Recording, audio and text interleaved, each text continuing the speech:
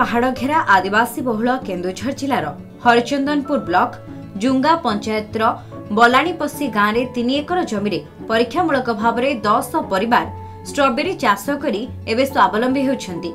मुख्यमंत्री जनजाति जीविका मिशन द्वारा यह 2 गांवर चाषी को आईटीडीए पक्षर आर्थिक सहायता सह आनुषंगिक खर्च पर सहायता प्रदान करा जायछि। जैविक खत सहित औषध एवं बुंदा जल व्यवसाय पर आईटीडीए सहायता करिछि। माटी हुड़ारे पॉलिथिन ढांकिबा बा मल्चिंग पद्धति रे चाषर जत्न अमल और पैकिंग संपर्क में गांवर आदिवासी महिला को तालीम दिया जायथिला।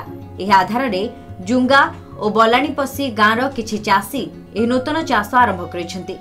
एमाने पूर्वरु पनिपरिबा चाष करी आसुथिबा बेले प्रथम करी ए स्ट्रॉबेरी चाष करी भल लाभ करिवार आशा बांधिछंती। आमे आगा 3 को चाष करू 3 को जगह रे बत फास्ट हम कोन कोन टोटल हम ट्रैक्टर हम पसी देनु तापर रूटर रे मारलु 4-5 फुट हल कर साला पर तापर हम कुड़ा देलु कुड़ा दे साला पर तापर हम पॉलिथिन कवर करलु पॉलिथिन कवर कर साला पर हम गछ लगे प्रमाणटा करले एमिति होल्ड करबो पॉलिथिन होल्ड होबो। हम रासायनिक खाद प्रतिक्रिया करबानी खाली केवल करबा हम कोन ऑर्गेनिक माने खत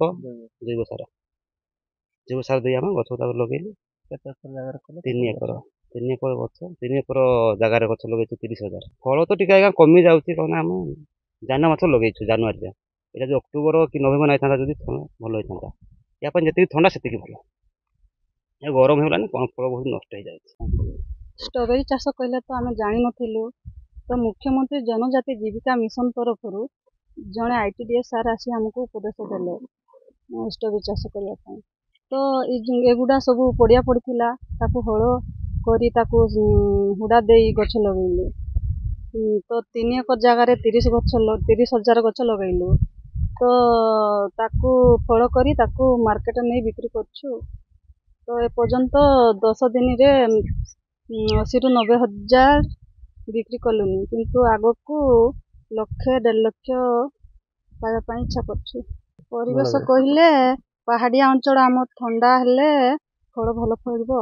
चलित मास द्वितीय सप्ताह ठारू दैनिक स्ट्रॉबेरी अमल हेउछि।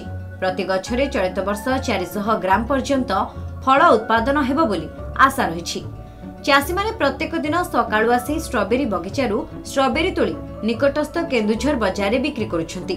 220 ग्राम स्ट्रॉबेरी मूल्य 100 टंका रखा जायछि। स्ट्रॉबेरी चाष पई प्रकृष्ट समय सेप्टेम्बर रु नवेम्बर मध्य हुई फेब्रुआरी रे अमल होइथाय। ठंडा पाग थिले मार्च पर्यंत फसल अमल हुए।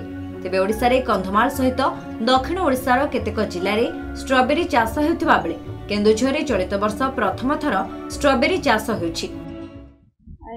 जनजाति जीविका केन्दुझर आमे पनिपरिबा चाष आगे करूथुलु फल मंजी बांटुले आईटीडीए तरफ से माने आसी हमको कहले आ नुआ चाष गोटे करवा से कहले कौ चाष स्ट्रॉबेरी चाष ताहने लाभवान हेबा ना बोली कथा हेलु समस्ते यह कही हल कलु पड़िया पड़ीला जमी ताको गुड़ा सफा करी हल कलु आज्ञा 10 जन करूछु आज्ञा मल्चिंग आकार रे ताको गछ लगेलु 30,000 गछ 3 एकर जगह रे लगेलु सेठो आमे गछ सब लगे या फल करूछु।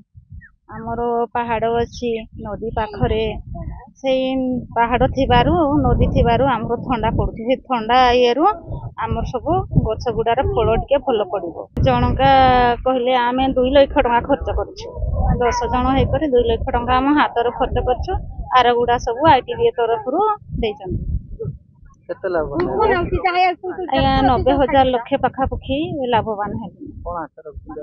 आज्ञा आग को तो आम अधिक लाभवान होगापाई चेष्टा करुछु ए गछ गुड़ा 2 वर्ष 3 वर्ष पाखापाखि सब चाष हेबो परिश्रम कले ए गछर भी आम फल पड़ी आम लाभवान हेबा बोली आम विश्वास करछु। चलित वर्ष स्ट्रॉबेरी चाष लाभ हेउथिबारु आसंता वर्ष केन्दुझर चाषीक संख्या बढ़िबा नै आशा करा जाउछि। केन्दुझर जिला घटगांव जोगेश पंडा रिपोर्ट बड़ खबर।